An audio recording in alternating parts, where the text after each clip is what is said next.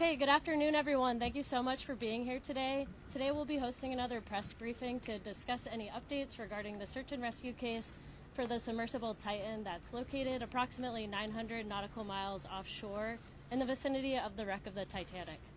Today we will have speaking Captain Frederick, Response Coordinator of the 1st Coast Guard District.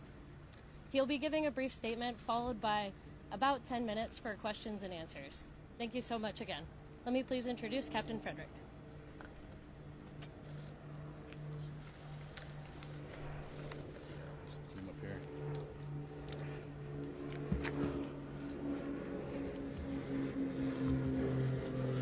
Good afternoon, everyone. I'm Captain Jamie Frederick with the 1st Coast Guard District, and I'll provide an update on our ongoing search efforts for the Titan submarine. Behind me, or beside me, I should say, you'll see several subject matter experts from the Unified Command who will introduce themselves momentarily. These individuals represent only a small fraction of the many dedicated professionals working around the clock on this complex response effort. We understand this is an extremely difficult time for the families of the missing crew members aboard the Titan, and our thoughts go out to them and the crew.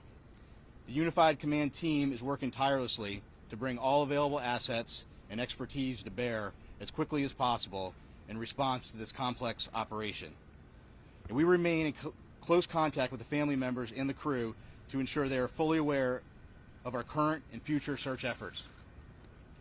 Additionally, we have been in close contact with the British and French Consulates General to ensure that they are fully appraised of our efforts, and we are ensuring that their concerns are being addressed. We're incredibly grateful for the full spectrum of international assistance that has been provided, including an expert submariner from the Royal Navy, who's here with us serving aboard as a critical member of our team. Additionally, a team of highly trained French ROV operators departed St. John's last night are en route to aid the search. Moreover, our Canadian partners have been providing critical leadership and significant response capabilities since the beginning of our efforts. Again, this is an incredibly complex search operation requiring both surface and subsurface elements, and our unified approach is critical. The location of the search, 900 miles east of Cape Cod and 400 miles southeast of St. John's, makes it exceptionally difficult to mobilize large amounts of equipment quickly. In spite of those challenges, we've been able to provide continuous air and surface search assets, as well as additional ROV capability to search below the surface. We currently have 5 surface assets searching for the Titan, and we expect 10 total surface assets to search in the next 24 to 48 hours. There are 2 ROVs actively searching, and several more are en route and will arrive by tomorrow morning. We've received incredible support with aviation assets from our Coast Guard Air Station in Elizabeth City, the Air National Guard, and Canadian Armed Forces. Today there are 2 back-to-back P3 flights. One is ongoing now as I speak, totaling 14 hours of continuous on-scene coverage, and 2 C-130 flights, also one ongoing now throughout the day and into the evening. Yesterday, a Canadian P3 detected underwater noises in the search area. As a result, ROV operations were relocated in an attempt to explore the origin of the noises. Although the ROV searches have yielded negative results, they continue. Additionally, the data from the P3 aircraft has been shared with our U.S. Navy experts for further analysis, which will be considered in future search plans. The surface search is now approximately 2 times the size of Connecticut, and the subsurface search is up to 2.5 miles deep, exponentially expanding the size of the search area. We also have to factor in the ever-changing weather conditions, currents, and sea states that expand the search area every hour. There is an enormous complexity associated with this case due to the location being so far offshore, and the coordination between multiple agencies and nations. We greatly appreciate the outpouring of support and offers to provide additional equipment. The Unified Command continues to prioritize assets and resources in order to provide the best capability in the most timely manner. This includes weighing multiple factors to identify the most effective resources available to the response operation, with careful consideration to timeliness of equipment arriving on scene, usefulness, and ability to deliver assets to the search area.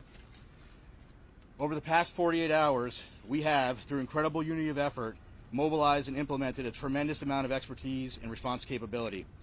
In addition to the ships and aircraft previously mentioned, we've dispatched 2 subject matter experts from U.S. Navy NAVSEA SUPSALV who will serve as search coordinators on scene for underwater search operations. So I've been stressing unity of effort a lot in this statement, and that's because it is absolutely critical to this complex operation. Again, our thoughts and prayers are with the crew of the Titan and their loved ones. We will continue to work as hard and as quickly as possible in an effort to locate them.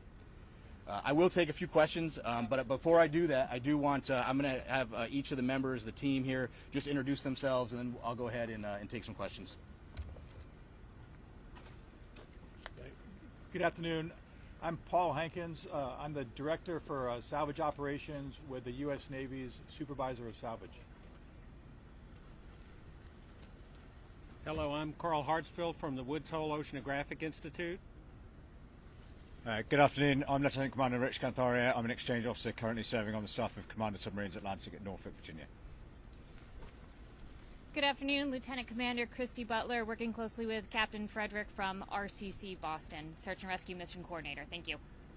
Captain, what can you tell us about the noises that were heard? Can you give us any more detail? And just to follow up, from what you've gathered so far, based on those noises, should that give the families and the others who care for these people, should that give them some reason to hope?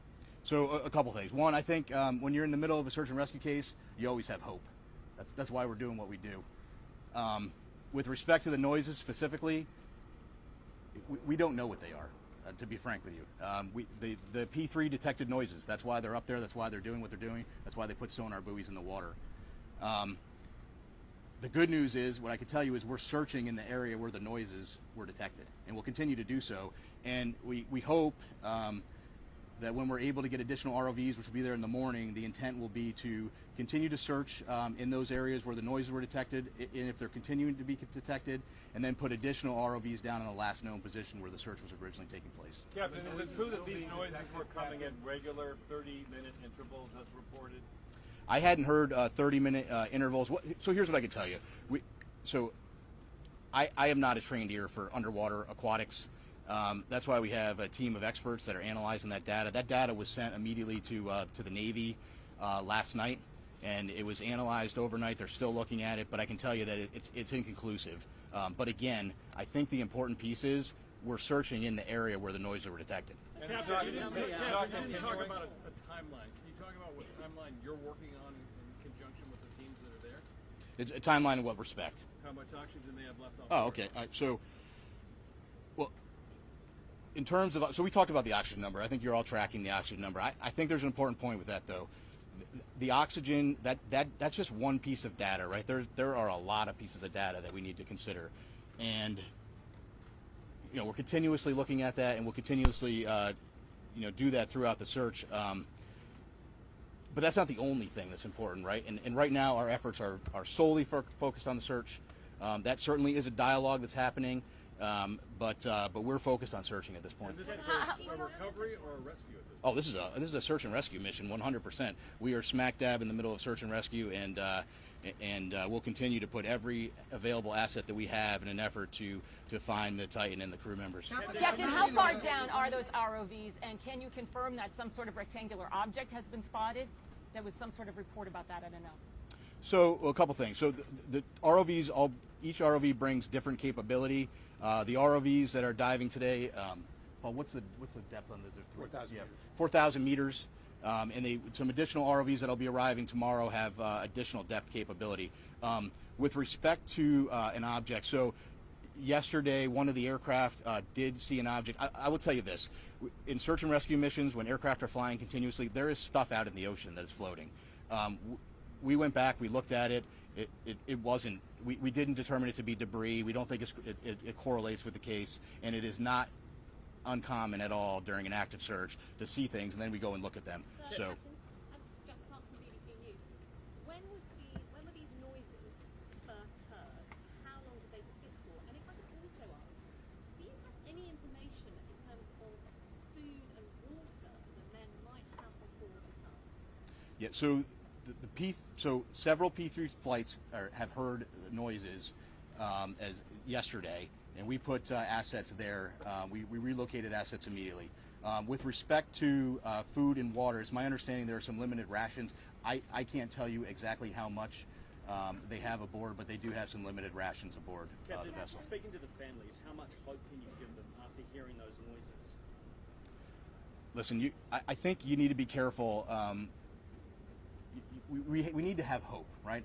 But I can't tell you what the noises are. But what I can tell you is, and I think this is the most important point, we're searching where the noises are, and that's all we can do at this point. Is that your best clue right now about the status of the submersible or those noises? And are the noises continuing now? Have they stopped or are they continuing? So I just wanted to. So it was my understanding that the P3 had heard some noises today as well.